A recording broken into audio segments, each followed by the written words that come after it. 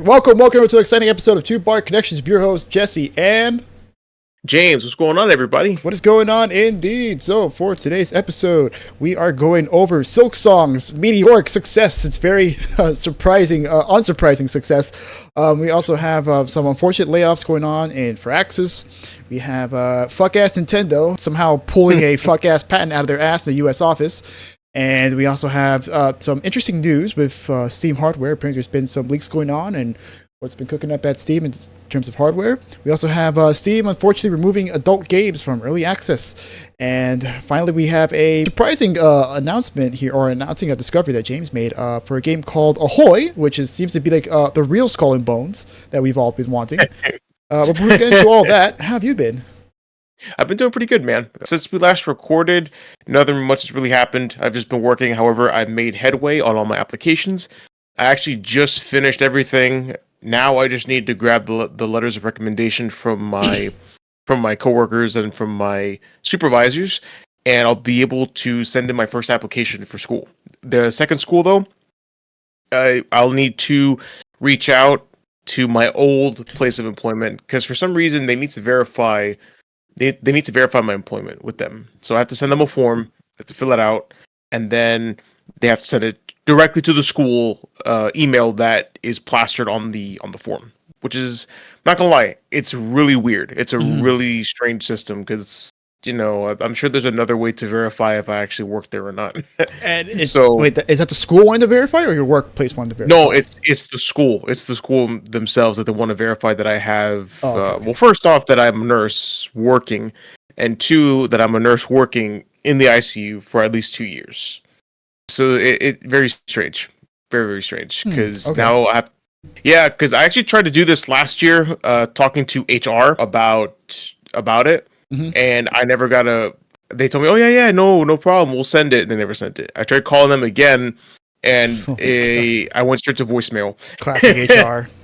Classic HR. But I looked at the forms, and they told me, they also says, oh, it could also be a manager's. So I was like, oh damn, I got my manager's number. I'll just hit him up on Monday and, you know, ask him to fill this out and send it for me on my behalf. So it'll be easier with the hospital that I'm at now, because I'll I could just give the form to them right then and there.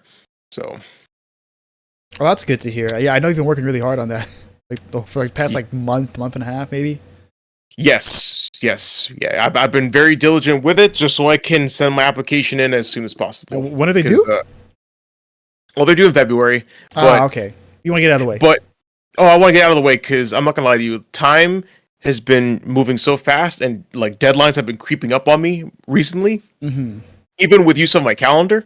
So yeah, dude, I just want to get this done. That way, I can put it out of my mind and not have to worry about it for a long time, for a while. Yeah, that's understandable. And then in the summer, I'll have other schools that'll open up that I can apply to as well. Okay, all right. Oh, best of luck to you on that. Thanks, Fran. Appreciate it. I know How about you? You'll get into something. I know that. Yeah, something. I will do something. I just hope I get into the thing that I want to the most. But in any case, what's happening with you? How you been doing? It's been a short while since we recorded. I think we did last week or the week before. It doesn't feel like that long.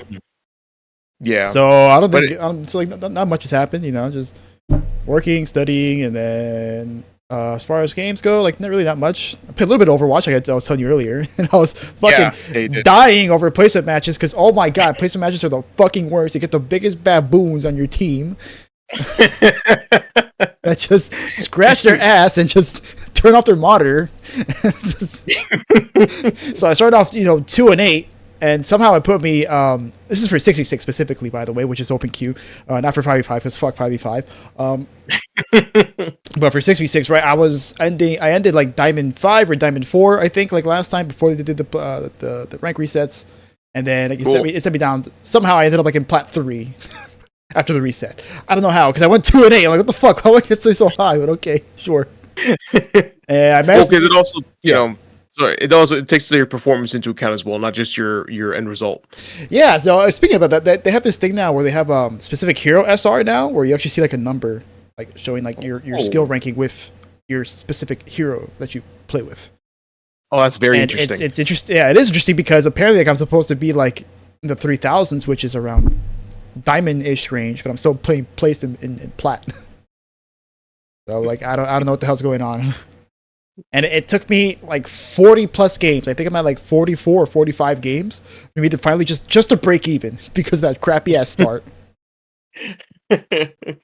It's funny because as soon as I finished the placement matches, I started going on win streaks. It's just like, okay, you go like 3 or 4 win streaks, and you lose 2, then you get 3 or 4, and then you like lose another 2. Like I was going, like, doing pretty well. Like, there's only one day where like I got like a 4-game loss streak, and that was kind of bad. But outside of that, like, I was doing pretty well. But it took me so long to catch up, just to break even. Yeah, of course.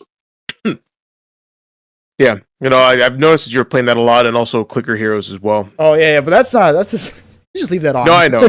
Yeah, no, you just leave that on, but still. Yeah, no, and last week I was pissing and moaning about us not playing any games, and now once again I think finally we played Marvel Rivals right before we started recording, and I had to beg you for it. It's like, I'm just playing against bot matches. Like, I don't care, bro. I just want to play with you. Jesus Christ, is that so hard to ask? You're playing Buttcraft, LB? You're playing Buttcraft right now. You're playing Buttcraft right now. Dude, that's exactly how I felt. And Go on, man. You get on PC, bro. I can't afford a PC. You can't afford PC, man. Pre-crossplay struggles, man. Yeah, pre-crossplay struggles, indeed. Because now Minecraft, you can play anywhere on anything. You can play on your fucking refrigerator at this point, probably. Yep. Yeah, those Samsung smart fridges are getting pretty advanced now.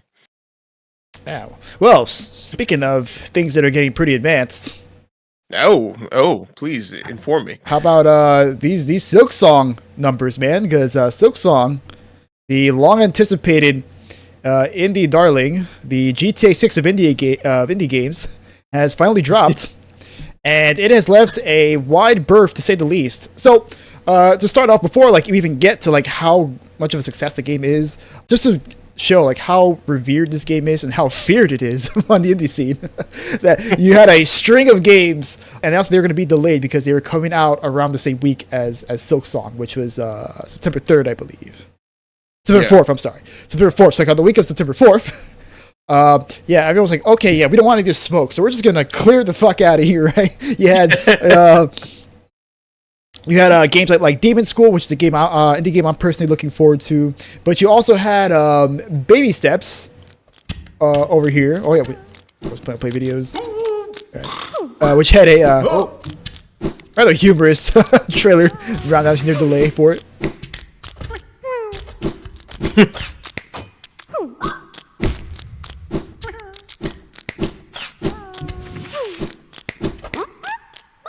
Yeah, so as you can see, everyone is pretty scared of Hornet, the protagonist of Silksong. Also, yeah, this is the trailer for Demon School as well, which is a game I've been looking forward to for a while. It was supposed to come out. It was supposed to come out last year, and then it got delayed to spring, and then it got delayed to September, and then Silksong's like, all right, I'm gonna drop right now. And they're like, oh shit, okay. So now it's coming out in November, right? And then. You have another little game called Little Witch in the Woods, which was in early access for a while, and they had a rather funny approach to how they decided to announce their delay. Yeah, so clearly, as you can see, Silksong is a big deal. Is clearly a big deal, and that also is shown in these Steam numbers as well, because as of this recording, it has a concurrent count of 267,000 play as of an hour ago. The 24-hour peak is 361,818, and the all-time peak is 462,134 players playing at the time. Goddamn. And that is just Steam, okay? Right? Remember, this is on Switch. This is on Switch 2, Xbox, and it's on Game Pass. I also believe as well, and PlayStation also. So a lot of things that you can play it on. So clearly, lots of people are playing it everywhere. This was just the article where I got it from, and apparently it was so popular that people even had a hard time getting a launch day, as it was causing Steam to crash. As you can see here, right, there's a little error message there. But also, Nintendo eShop was also crashing. The PlayStation Store was crashing. The Xbox was crashing. Everyone was crashing. It's just, you get a crash, and you get a crash, and you get a crash. You all get a crash, right? Ex- So even you have the pirate scene apparently going on about how like we should probably just not pirate this game. We should actually go out and buy this game. Which was interesting to say the least, as IGN released an article quoting some users on our piracy, where they talked about how like the game was cracked really fast, of course, because like it was released on GOG with DRM free, as it should be. Yeah. And then you have a ton of people talking about like, hey, like this game is great. We probably shouldn't pirate this. You have a lot of high praise with specific quotes from particular users. That's impressive. One of them saying, first game I've bought, day of release in a decade probably. Another one said that not even a decade for me, it's the very first. It's a true pirate right there. Okay, That's a true pirate. You also have another user saying it's a 3 to 4 person team that is done right by their fans at every turn, making sure the PC release is DRM free, making sure all the original backers of Hollow Knight get Silksong free on their choice of platform. This is a time where if we can afford to support them, we should. Yeah, so to add context to that, Silksong was originally supposed to be a DLC that was released for free for Hollow Knight, but it became so big that they decided to release it as its own game. And if you were a backer for them for Hollow Knights, you were actually able to get a copy for free, which is a really cool move on Team Cherry's part. They even didn't give review copies because they wanted their players to play it first before even reviewers got it. Everyone kind of played at the same time. And of course, it's getting really good reviews. I don't have it open right now, but I think it's like a 91, 92 Metacritic. So, clearly doing great. Yeah, clearly. Yeah. And right now, I think it's very, very positive on Steam. 60,000 reviews, all very positive. Yeah, I mean, the thing that's been going on right now is like there's been apparently like in China, like apparently the Chinese translation isn't exactly the best. It's apparently very verbose and kind of wordy. It was apparently done by this professor who is a professor of I think Chinese literature, classic literature. So he kind of wrote it like the ye old equivalent of Chinese. Oh, holy shit! So it's very verbose and flowery. People are like, what the fuck? Like, why can't these sentences be a lot simpler, right? And Chinese is already a pretty complex language. Yeah, it's very complex. So yeah, extra complexity on top of it, right? It just makes the game feel kind of like a drag to go through. And of course, there's also the ever-going difficulty discourse that we seem to get every fucking year. Like even when it's not from Ubisoft, there's always people out there talking about difficulty in the game, and like you got people saying, "Oh, you need to get good and stuff," and then people saying, "No, like the difficulty is like a genuine problem." And like the game is definitely harder. Apparently, like enemies do like double damage on average, and there's a lot more like hazards and stuff. And there's a lot longer runbacks between like bosses and like benches, which you rest on, which are pretty much like your bonfires from Dark Souls. Okay. So, any thoughts? Well, I was going to ask if the first game was regarded as easier. Well, I say that in quotes because it's obviously a relative term. But was the first Hollow Knight regarded as easy? I think it was tough. Like towards the end of the game, it's pretty consistently. I saw one of my favorite streamer, Maximilian Dude, play it, and like it definitely seemed like it puts up a challenge. It's not you're going to be able to like breeze through. Like there are definitely like a lot of boss fights where like you really gotta master the fight, go through it. But it's not like ball-bustingly difficult. It's just definitely gonna take you a few tries on a few bosses. All right, then. Well, I guess that makes sense. Well, I mean, this isn't a Souls game, so it's maybe just harder than people expected it to be. It's kind of cute. It's a 2D platformer, so I think a lot of people were just caught off guard by that type of game. Yeah, I mean, maybe. I did because hardcore. Mm-hmm. Sorry, go ahead. No, continue. No, I was gonna say, because I think hardcore fans of the Hollow Knight series probably don't even notice it. They're just, they're probably like, oh, look at all these new mechanics that they've added, and some people would regard that as a difficulty spike. Well, no, I mean, people say like, yeah, it's definitely supposed to be harder because, like I said, like enemies doing like double the amount of damage, much sooner, and like the rewards for stuff, like a lot of the gear that you get, like is really hard to come by. The game's a little bit grindy. So and like also the runbacks from the benches to like the bosses could be a while. Like if you die, like you get like go through like a bajillion fucking enemies and a bunch of hazards to get back to the boss. Not for sure. Is there lives in the game or no? What like arcade lives? Yeah. Like is it like Dark Souls where you die but you just keep going back, or do you have a certain amount of lives before you get like a game over? Oh no, it's a Metroidvania, so it's just you just die and then you spawn back and you just go back. That's it. Okay. Yeah, All right, there's no lives. It's not like that kind of game. okay, cool. All right, nice. Yeah, because I've always been curious about Hollow Knight or Shovel Knight, but you know, never really played a Metroidvania, so I couldn't tell you. Well, Shovel Knight's a Mega Man game. That's not a Metroidvania. Oh, excuse me, It's not. my bad. Sorry, guys. Again, I don't play those games, so I don't know what. Shovel Knight's amazing. Shovel Knight's amazing. You should definitely play Shovel Knight.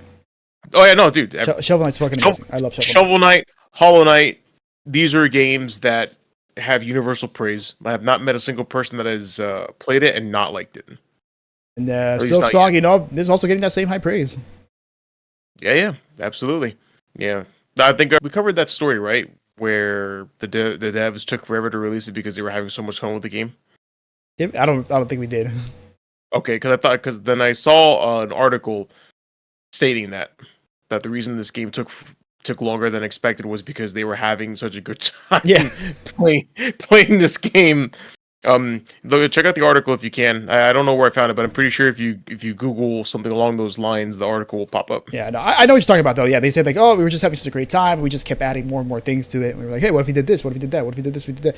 And they said like it was a joy. Like if anything, it wasn't even like it was a complete opposite of development hell. It was development heaven. we enjoyed every step of the way. Oh man, I'm so happy because all we hear is stories of hell. Yeah, horror stories over and over and over and over again, right? It's great to hear the opposite. Yes, super good to hear the opposite. So, Team Cherry, good job. Yeah, and it could be for a more deserving team because these guys, you know, they made something really special. I think people really love. Apparently, Hollow Knight sold like 15 million copies, I think, which is fucking insane. I didn't know it sold that many. Oh, so, like, between just the three of them, and it's a self-published game, like these guys must be fucking loaded. So, like, of course, they can afford to spend 7 years to work on the sequel and charge $20 for it. For a game everyone's been waiting for 7 years, and it's the most wishlisted game on Steam. Word, man. Jeez. If only people would learn from them, but alas, it's okay. Good for them for making something people liked and respect. Even pirates, man. You know, you did something good when even the pirates are like, you know what? Maybe we shouldn't pirate this. Dude, that is the badge of honor. That's where it's at. But you know, there's just like there's badge of honors. There's also badge of dishonors. Badge of dishonors or badge of what a fucking surprise. Yeah, so why don't you tell us about that? Absolutely. And this kind of hurts as a Civ player, but alas, after what I regard as a mixed bag of Civ 7, 2K confirms that layoffs are happening at Civilization developer Firaxis. So 2K has confirmed that a number of workers, however, it is unknown how many, have been made redundant, as they say. Well, that's a new one. So, quote, we can confirm that there was a staff reduction today at Firaxis Games as the studio restructures and optimizes its development process for adaptability, collaboration, and creativity, said a 2K spokesperson in an email sent to game developer. The company refuses to clarify how many people were laid off, but sources close to the situation told game developer that dozens of people have been impacted. Multiple Firaxis developers have shared posts on LinkedIn referring to the layoffs, including writer Emma Kidwell, senior quality assurance tester Logan Blackwood, and lead character artist Matthew Davis. So as it says here, I was affected by the layoffs, and I am open to full-time writing work at your studio. I am an incredibly adaptable writer who wrote Civilization 7 and Marvel's Midnight Suns during my 5 years at the studio, blah, blah, blah, blah, blah, blah, blah, blah, blah, please hire me. So, damn. So more people are... So yeah, so more layoffs, especially in the... in this gaming space. It's pretty lame. Yeah, and then it goes on to say that, well, 2K continues to cut jobs as their parent company Take-Two projects annual growth. Which kind of tells you... Yeah, it kind of tells you the story. They're trying to cut jobs to fluff up their quarterly earnings, and to show that there's growth. Yeah, they got to grease your palms up before Grand Theft Auto 6 comes out. Yeah, they can't just wait until then to make all their profits. Am I right? I mean, can you imagine the crash out when GTA 6 drops and like they make a bajillion fucking dollars quarter after quarter, and then eventually starts slowing down? You can imagine it's like, oh, we can't replicate this level of success again, but light must go up. line must go up. Line must go up. And you know for a fact they're not going to lay off. They're probably not going to lay off any Rockstar people, right? So they're like, oh no, you guys are going to foot the bill here. Firaxis and the maybe I don't even know about the 2K Sports guys, but whatever 2K owns that Cloudhead Studios, the ones working on BioShock that recently got delayed. Yes, they lay out yeah, I think delayed, and they also had like a remaster as well. That Cloud Chamber, there you go. That's what they're called, Cloud Chamber. Cloud Chamber, that's what it is. Cloud Chamber. Yeah, they developed. Yeah, they were developing BioShock 4, and they were downsizing, and I think they also had canceled the BioShock remaster. Or, was it a remaster or a remake? I can't remember. Remake. There's already a remaster. There's already. Oh, that's right. There's already a remaster. I forget. Yeah. So yeah, so it would have been a BioShock remake. So yeah, no, nothing to see here. Just people prepping for the arrival of Grand Theft Auto 6 and trying to make more money. Oh yeah. Back to the sad stories that we've been covering, which dude, it fucking sucks, dude. Yeah, because it says here in the fiscal report that the year ended on the 31st of March, and the conglomerate said that 2026 was looking for continuing positive momentum, as they were forecasting bookings ranging from 5.9 to 6, which is like a 5% upswing on fiscal 2025 at the midpoint. So, yes. No, line must go up. There's nothing to see here. This is sad because I like Civilization. I think they did a good job. I haven't played 7. I heard it was mixed though. Don't know exactly what it was that people disliked about it. I don't know if it was the game modes. I don't know if it was the removal of content, because they have been known to do that from time to time, where stuff in the old game then became something you would buy in a DLC a couple years down the line. Yeah, because I was saying, like, it doesn't. Those Civ games, at least the more modern ones, have a reputation of being kind of rough at launch, and then eventually they get good. Yeah, which was the case with Civ 6. And then they fixed it, and then they added DLC, and yeah, everything worked out. And then by the time they fixed it and everything was like all hunky-dory, they're like, oh, Civ 7's on the horizon, which I got excited for. And then I was like, wait a minute. Wait, no. Why do I feel something's wrong? I've seen this movie before. Oh, I've seen this before. So yeah, it's a damn shame. It's a damn shame about Firaxis, but you know, it's inevitable at this point. I just hope that Firaxis, the studio themselves, can stay open and keep making Civ games, or keep fixing Civ 7. Yeah, but the resources are going elsewhere. And I hope everyone laid off lands back on their feet again. Yes. You did great with Civ. You can do great elsewhere. You don't need 2K. All right. So we move on to our next story. We're going from a sad story to an angering story. Yeah, bro. So I think we're hitting all the emotions. Yeah, we're hitting all the emotions here. You got joy, you got sadness, and now we got rage and contempt. Yes. Rage and contempt, exactly. So what are we angry about? How about Nintendo? Once again, another friend of the podcast here, along with Sony, Microsoft, and Ubisoft. Indeed. Yeah, so apparently Nintendo have filed and received a new patent that is for summoning characters. So this patent was granted on September 2nd, and it was granted by the U.S. Patent Office. The application was filed in March 2023, and it was granted without any objections. And of course, you know, anytime there's patenting of game mechanics, right, it's not good for the industry at all, right? Nope. So the thing is with the patent specifically is that apparently, like, it's apparently very specific. I haven't read like the whole patent. It's particular to Pokemon Scarlet and Violet, like the way like you throw the Pokemon, you could like have them like, you know, attack things automatically if they land like nearby another Pokemon and stuff. Yeah.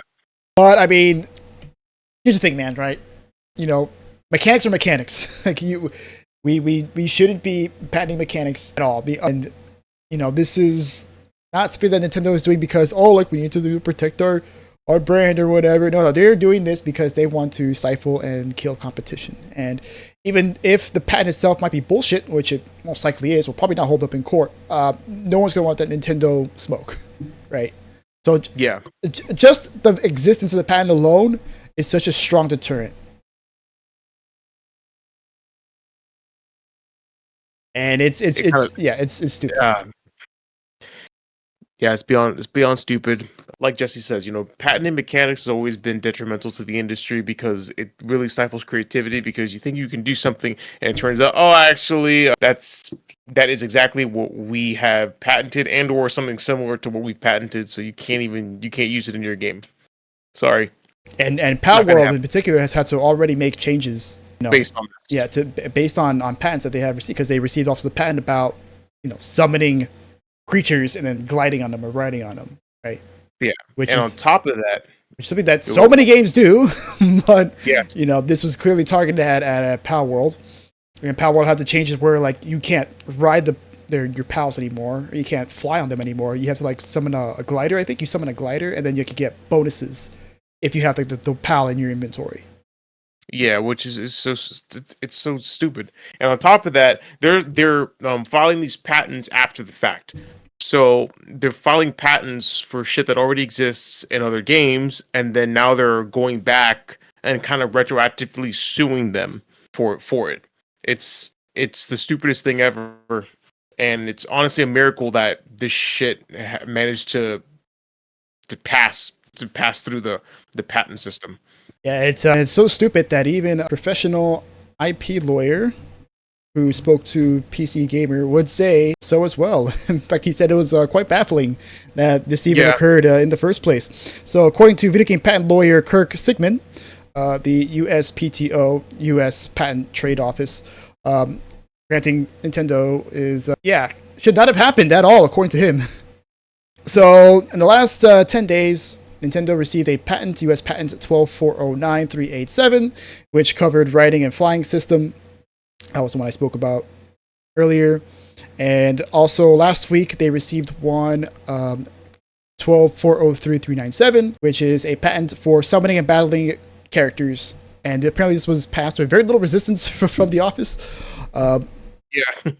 So they received both of these patents within the past few weeks. And according to Sigmund's analysis here, like he kind of went through like the records of the patent office as it become public, and he said like it got 387 in particular, which is the one that with flying and riding, got some pushback, but barely at all. But apparently it was initially deemed as invalid, but because it was deemed to be too similar to existing patents from Tencent and Xbox related patents. And then Nintendo made some adjustments based on some interviews, and the trade office went like, okay, well, for substantially the same reasons as parent applications, their exact wording, we're going to let this through. But according to Sigmund, right, this parent case has an even weirder and much less useful prosecution history, he says. Right? It's an very unusual result because most claims are rejected at least once. And when the claims were ultimately allowed, the only reasoning the USPTO office offered was a block quote of text from the claims themselves. So they pretty much just copied and pasted whatever Nintendo said and just went like, all right, here you go. Like, that's our reasoning for it. Whatever they said, just go with it. Whatever, fuck it. That's Jesus Christ. This seems like a situation where the USPTO essentially gave up and just allowed the case, assuming that the claims were narrow or specific enough to be new, without evaluating them too closely. I strongly disagree with this result. In my view, these claims were in no way allowable. Yeah, so, like I said, someone just read it for like, this is boring. Fuck it, it's just too much reading. God, bro. Probably Gen Zer that can't hold an attention span for like 2 seconds. And also, according to Sigmund, he said that the 387 patent and its parent case rely on concepts and decisions that would have been obvious to a person of ordinary skill in the art, which is a legal construct that holds that if a patent claim would reasonably occur to a practitioner in the relevant field based on prior art, those claims aren't patentable. So, in other words, if it's reasonable for someone in the field of video games to assume that a mechanic is fair game, then it can't be patentable. Which you would think, somebody, a character, which is like one of the most basic fucking mechanics in games, someone would reasonably assume like, oh, I could just, do that and put that in my game. Ay, madre. Oh my god. It hurts. It hurts my head. Oh, Just know why you like this, man. Just why? I don't get it.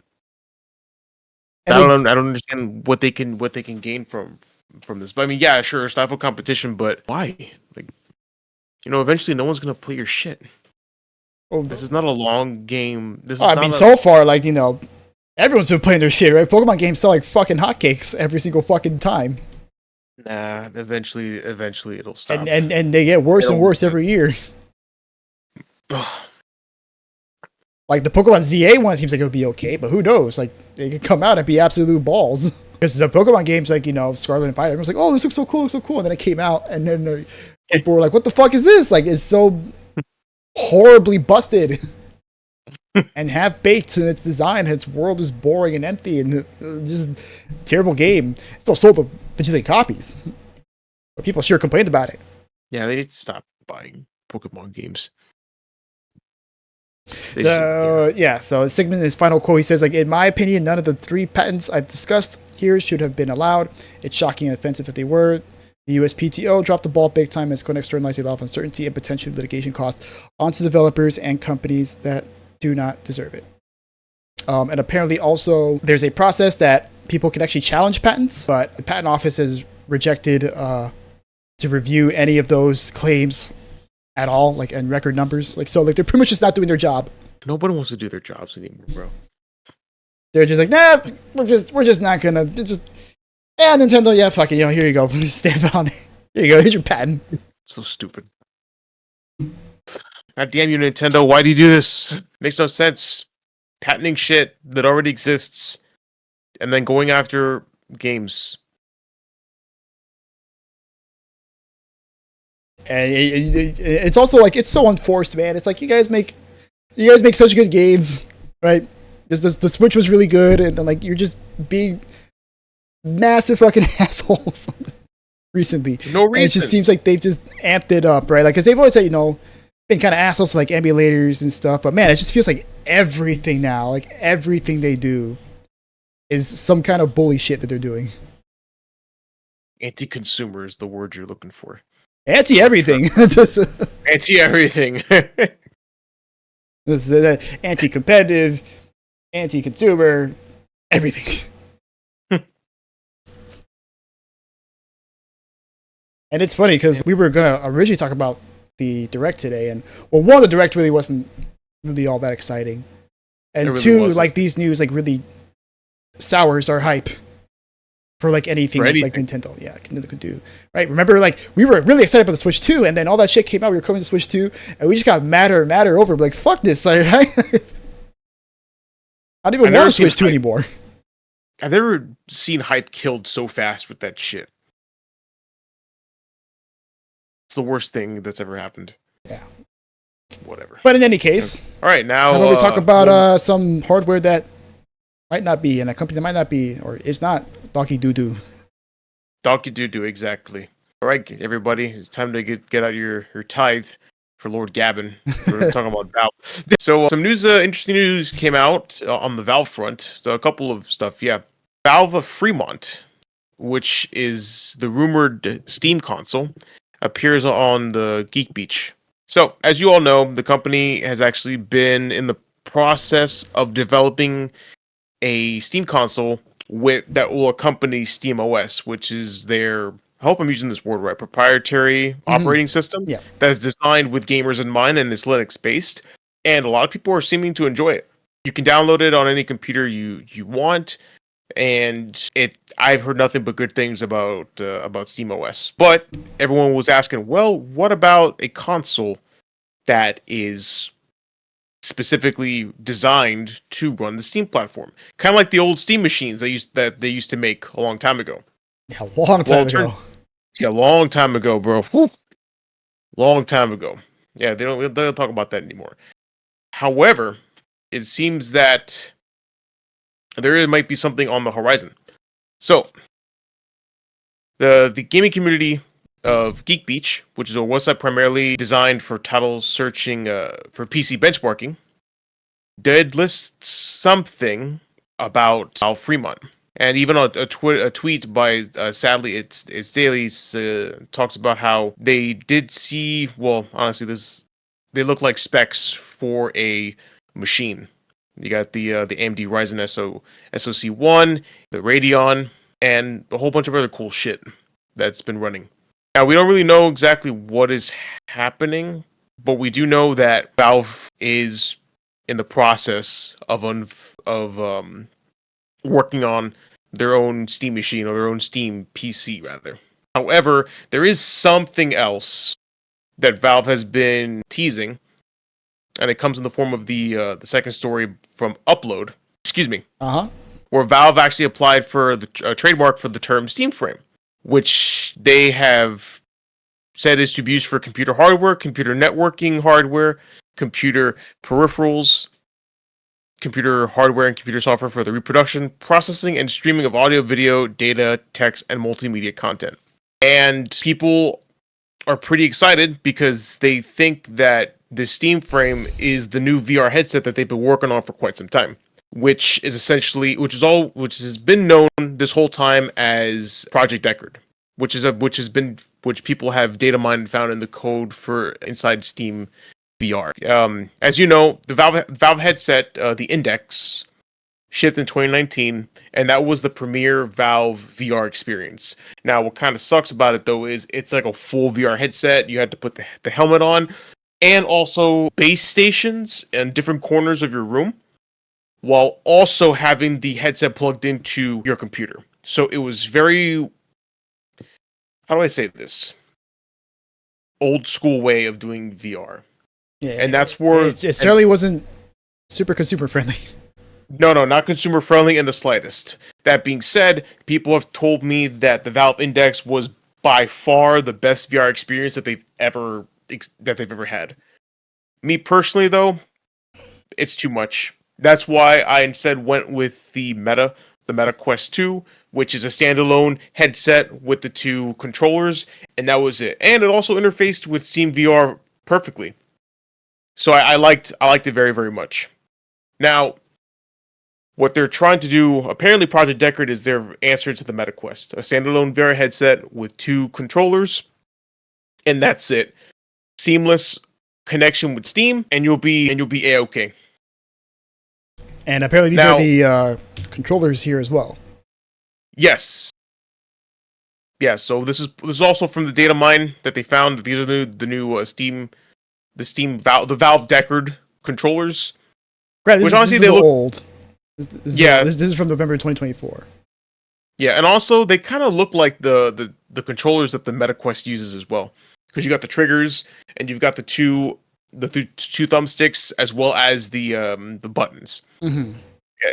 Yeah, it seems like VR controllers are now becoming standardized, like as one piece. Are the Meta controls good? Honestly, yeah, they are. They are very good. They're very seamless and they're very intuitive, in my opinion. Okay, but maybe they'll introduce something later. I think also the new MetaQuest, actually, the MetaQuest 3, and also a little bit of the MetaQuest 2 had. Actually, you know what? I take it back. I think this was the MetaQuest 3 that they really improved on, is finger tracking. So you don't actually need controllers. So you can just point to stuff, and the headset itself will actually track your individual fingers to know what it is that you're pointing at to click. Because a lot of people, like my friend in North Carolina, her husband has, I don't know if it's carpal tunnel or arthritis in the fingers. Like there's something wrong with it with his hands. Mm-hmm. So he actually can't use controllers for long. He can't use a PC. He can't game with his PC. He actually plays Fortnite with an Xbox controller. And okay. he had a MetaQuest with the handsets, and it kind of hurt him. So he bought the MetaQuest 3 so that he can go and do the fingers, and he said it was a pretty big improvement, and he liked it a lot. Oh, that's cool. Okay, I did not know that. Yeah. No, it's pretty dope. I like it a lot. Actually, now that I think about it, I think the Quest 2, the one I have, does support the finger controls. Oh, so it's like a hybrid model. Yeah, it's like a hybrid model. I mean, it's obviously better on the Quest 3 because it has more advanced cameras, so it's a lot easier to see fingers. So I think they might be doing something similar to that. However, we're not exactly sure what's happening. I hope it's something like the Quest, where it's like kind of freeform and you don't have to plug into anything. Because let me tell you, like in VR, you don't really have a good sense of where you're at because you're literally engulfed in the world around you. Yeah. So it'd be a shame to turn around and trip on a fucking wire, and then I would like for that to not happen. Seriously. So yeah, and a lot of people were. I remember when the Index came out, it was kind of people were kind of on the fence about it. Mm-hmm. Valve literally did the ultimate. I wouldn't say cop out, but the ultimate bait for gamers. Half-Life. Yeah, Half-Life, Alex. It's like, hey, if you buy the Valve Index, we'll give you the new Half-Life game for free. And they're like, excuse me, what? New Half-Life? Oh, damn you, Gavin! Damn you! Honestly, I was the same way. I was like, oh shit, new Half-Life. Oh fuck, it's in VR. God damn it! And it's $1,000. Jesus Christ, no, I can't. However, the more I looked at the Index, the more I was like, you know what? This is probably the best VR experience that I'm gonna get. But A, it's $1,000. B, I don't have the setup because at the time I was still here. I wasn't in Texas. So, but even then, even after I had my own apartment, I was like, nah, I don't think this is gonna work. Yeah, I hope so too, because that'll be. I mean, one, I hope it's less than $1,000, but who knows at this point? Yeah, the way everything's going. But definitely, I hope like they don't do that. Camera shit. You gotta put in the fucking corners of your room. Yep. That'd be annoying to set up. Hopefully, they find a way to just you put the headset on, you can just start playing. Yeah, just put the headset on, start playing, and then yeah, no, like I really hope that that's the case. Yeah, I hope that's the case too, because and I wouldn't mind playing Half-Life, Alex, if I can get my hands on it. Yeah, me neither. Because I've seen quite a few like VR games, and some of them seem like pretty cool. Like Half-Life Alex, Resident Evil 4 VR. But Resident Evil 4 VR is like a completely different game. Like you would think like, oh, like it's just gonna be Resident Evil 4. But no, like it's legit. Like they made it with VR in mind. So like it's very interactive with like the way you do things. Yes. No, it is very interactive. There was also one like called like something Asgard, something like that. It was like really good too. So, Asgard. That sounds. Asgard's Wrath. I think I think it was Asgard's Wrath 2. Yeah, I think it was Asgard's Wrath 2. Apparently, like this game's like great.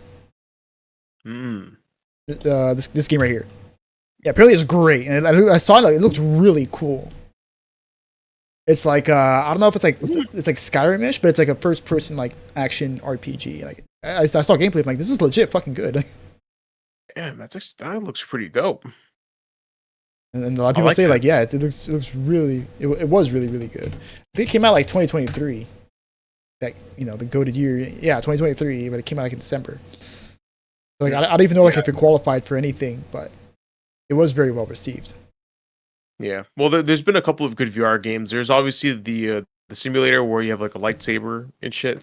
I forget what it's called, but it's like I think it's called like Knight and Sorcery or something. Where you play with like middle-aged weapons. However, there's a mod where you can put lightsabers. Medieval. Middle-aged weapons. What are middle-aged weapons? Middle-aged. Oh, the middle-aged. Okay. In my head, I think like middle-aged, like what, like a middle-aged man? Like okay, no, the middle-aged. Yeah, the middle-aged. Middle ages. Oh my god, don't make me feel dumb like. But you said middle-aged weapons. It's like okay, never mind. It's okay. You know what I meant? I just said it not optimally. I said a suboptimal sentence. Excuse me.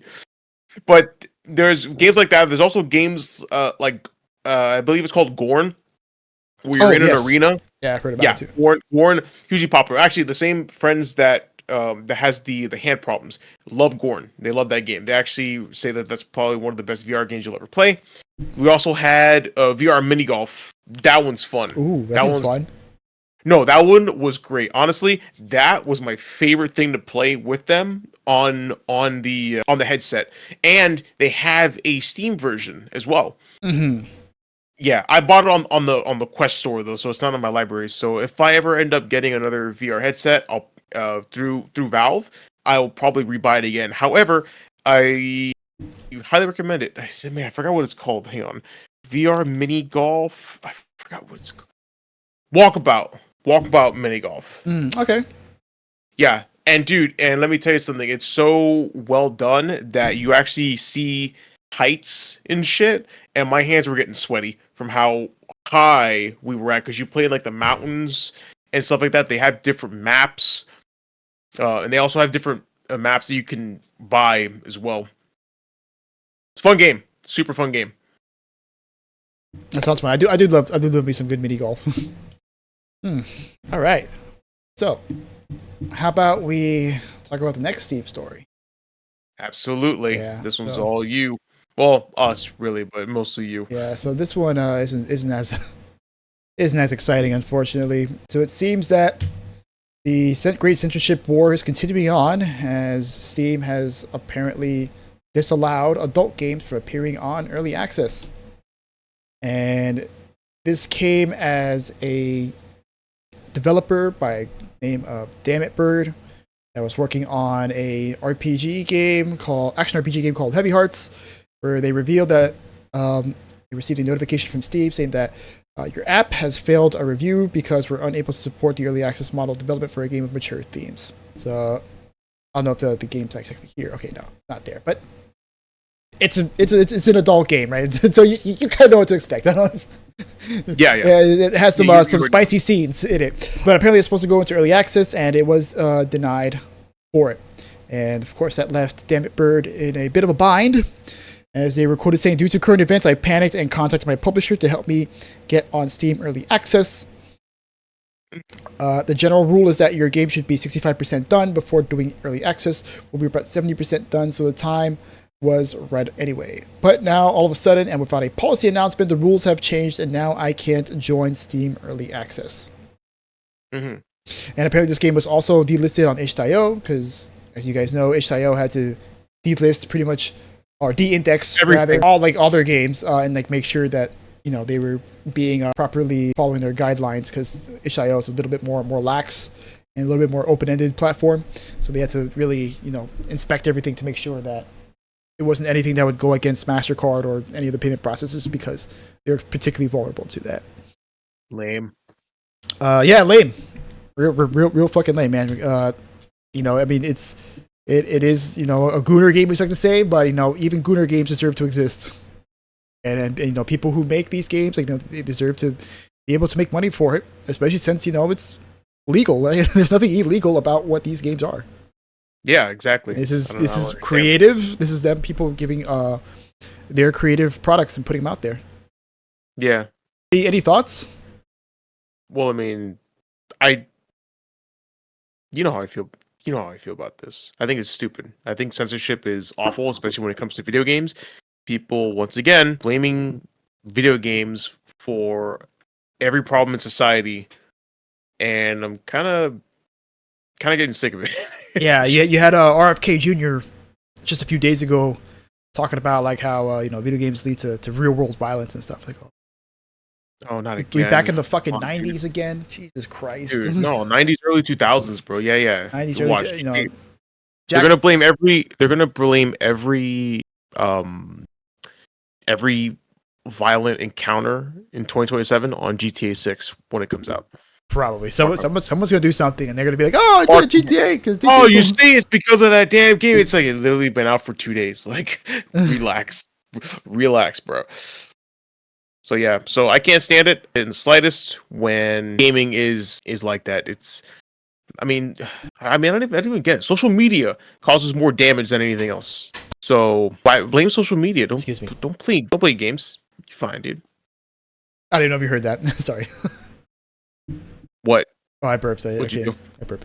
Oh, okay. I was like, dude, that's why I said excuse me. Farted it. It's like, if you farted, it wasn't that loud. Oh, dude, if this thing picks up a fart, man, either I ripped one really good, or these are some good ass mics. Dude, these mics are good though. Like, yeah, but are they picking up a fart good? Well, next time you feel like passing gas, just put your ass next to the mic and Just shove it up my let's ass. test for science. For science. For science. Yeah. I did have some curry. No, you did have to. Oh shit! Oh god. Sorry, I'm particularly gassy. I have no farts yet, though. Not yet. Not yet. But yeah. But back to censorship, bro. Like, come on, man. Lord Gaben, can you just start a new credit card company so that we can all join it? And then Right, like you're already like funding this mobile Navy research ship thing, right? For science. And for science, right? And he's also started this AI company, right? What was it? Was an AI company? Yes. Or he's funding an AI company. I'm gonna look it up right now, but keep talking. And then, of course, he's the Lord of Steam, so like he's pretty much gave birth to the modern PC gaming market. Yes. And made a bajillion fucking dollars and continues to make a bajillion fucking dollars every day. Got it. Starfish Neuroscience. Starfish Neuroscience. Okay. Yes, and it's artificial intelligence and actually, so they're actually more focused on advancing brain-computer interface technology. That's what it was. For medical, for medical applications, which I think is very. That's what it was.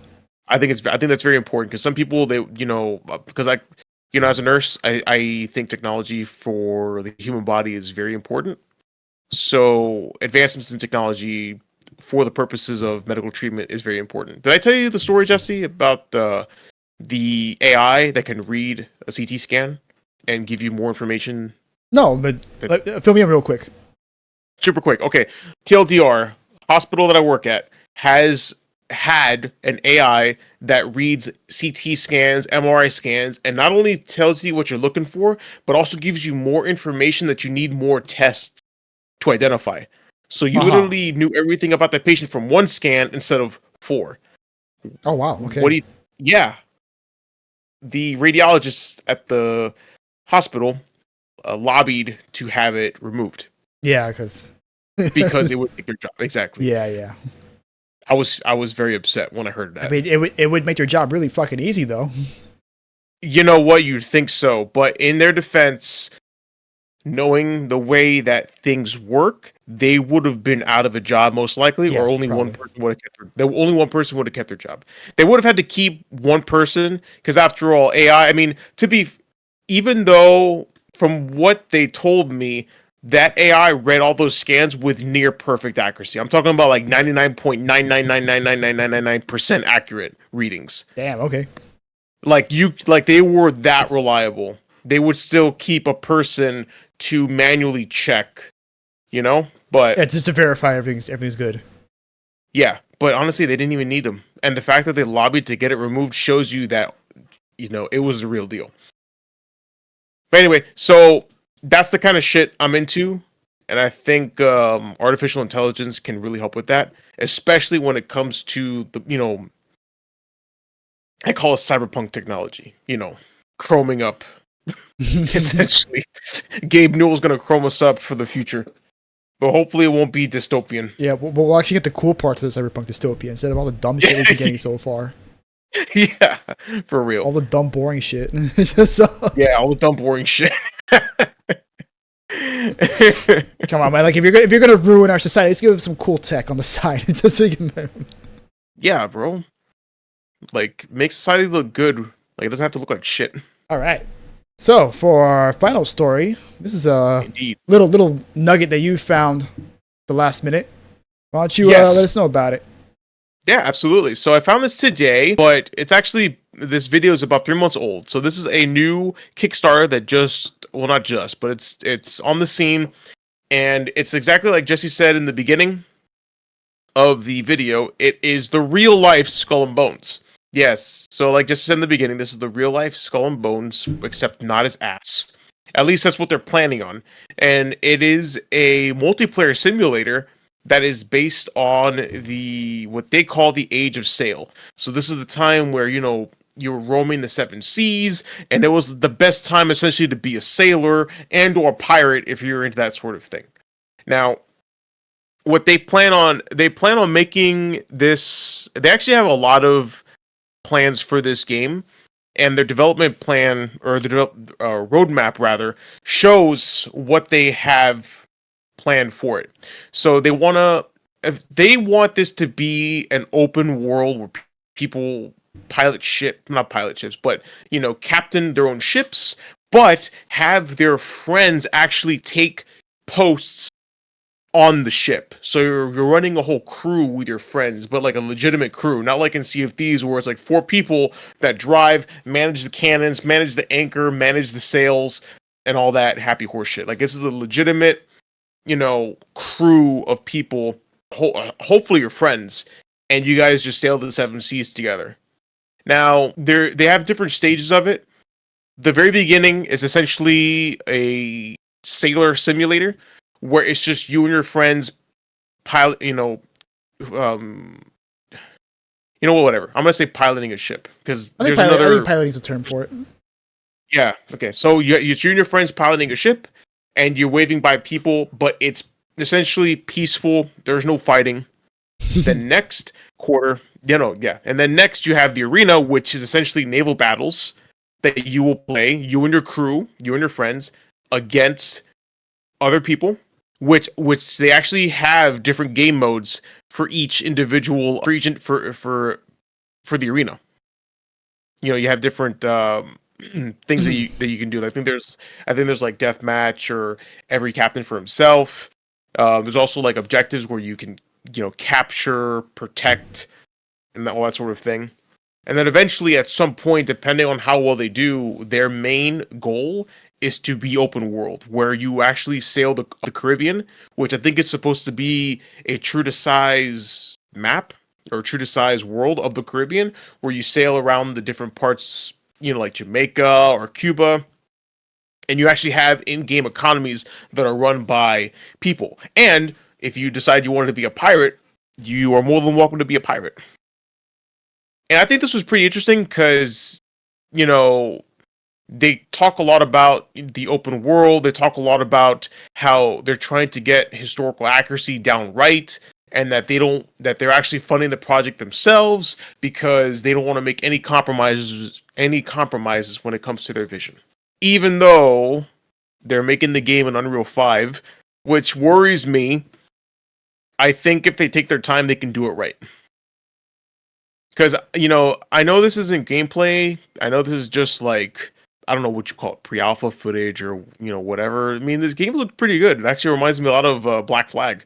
Yeah. I mean, minus, the stabby stab and all that. Yeah. It's definitely it's going for those, Black Flag, Sea of Thieves vibes. Yes. Which I will say, I don't know how deep these guys are actually going to get into the stabby stab. I don't know if it's strictly just a naval combat simulator, or if there's going to be things like boarding where you can like get onto the enemy ship and overtake it, kind of thing. Mm-hmm. I assume that would be the case, but I'd be ashamed if it wasn't. It would be a shame if it wasn't. Yeah, just Skull and Bones again. Because Skull and Bones was all like, "Oh, you're gonna live the pirate's life. You can even get off and explore islands and swashbuckle onto other people's ships and take their shit." Instead of the nonsense we got. Yeah. So, I mean, I may have missed it. Maybe they did say that they would do something like that, but it seems like they're taking it very seriously. Oh, they even talk about like historical accuracy, like in terms of like the slave trade and how they're gonna properly represent it in the in this game, which is pretty cool, because they're representing the time period for what it was, which for me as a history history person, I appreciate that a lot. So this is over on Kickstarter. I don't know if you can back it anymore though. I guess you can because you can click the practice project button. And you can still, there's also different. You can still give some money to them. Yeah, and they have different tiers as well that you can grab. Yeah, and honestly, it was pretty good. Yeah, so you get the game key for the Ahoy launcher. This is just the basic one, 35 euros. This is a British team. I know that Australian. It's British or Australian. I want to say Australian, but I didn't pay attention to their accents. I just know it's not American. No. Definitely English of some kind. I just cannot remember where they. Let me see, Capstan Games. Yeah, so you can pledge 35 euros, 60 euros, 90 euros, 170 euros, 300 euros, 750 euros, 1200 euros. Oh yeah, it's UK because they're. It seems like they're registered with the government of the United Kingdom. They have their they have their own page, Capstan Games Ltd. Or 8,000 euros. Yeah, if you want to give them that much, you only got three slots left to give it to them. Yeah, so yeah, but in any case, if any of you guys listening are interested in this, you can head over to the trailer. You can see the trailer on YouTube. It's called Ahoy Kickstarter Trailer. Welcome aboard. And they have a link to their Kickstarter there. And if you go to the link to Kickstarter, you can see it here. And you can even still back the project, although it seems to be doing pretty well because it's got 608,000 euros out of the 80,000 and 5,647 backers. But you know what? More money can never hurt anybody. That's the pound symbol. Yeah, no, it was UK then. I should have looked at that. Oh, okay. I'm sorry. Yeah, pound. Yeah, that's the British pound. Yeah, I forgot. They're not the EU anymore. Yeah. Well, actually, no. Even when they were in the EU, the British always kept their currency. They never ever. Oh, they never used euros? Nope, they never used euros. That was actually. I always thought that was strange, but I guess they always had one foot out, just in case. Yeah, so yeah, but in any case, I brought it up because it looks pretty interesting.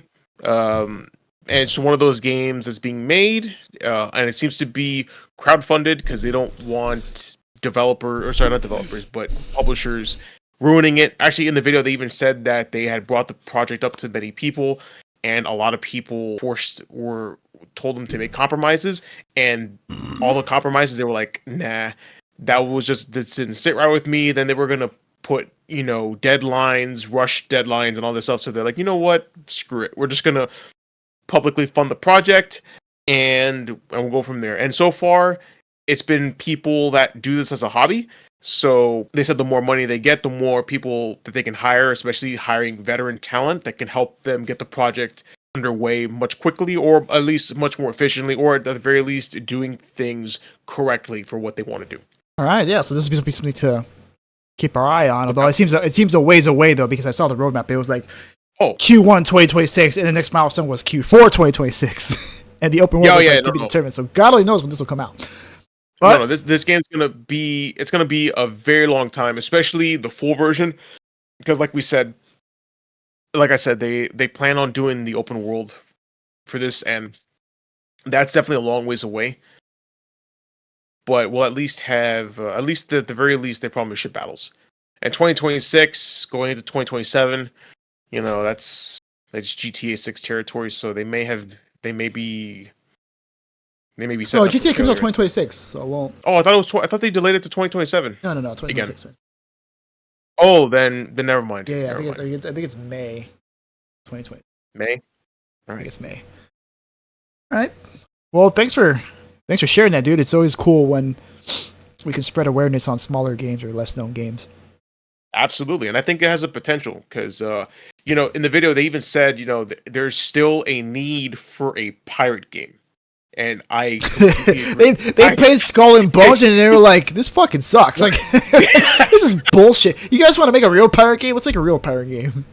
Yeah, dude. See, and you know what? More power to them, man, because Black Flag was the last good pirate game, in my opinion. So, we need another one. Another one. All right. So, how about you sign us off? Absolutely. All right, guys, thank you so much for watching this episode of Two Bar Connection. We really appreciate you guys listening to the podcast. Please leave a like down below. Also, subscribe to the channel for updates and leave a comment if there's any stories you want us to cover or if there's any games you want us to play. We are also available on audio. We have audio-only versions of the podcast available on Apple Podcasts, Amazon Music, and Spotify. We also are on social media. You can find us on Twitter. No, we will not call it X. And you can find us at our Twitter handle at 2Bar Podcast. And thank you very much. Yeah, thanks guys again for listening. Good morning, good evening, good afternoon, wherever you are. Peace. Bye, everybody.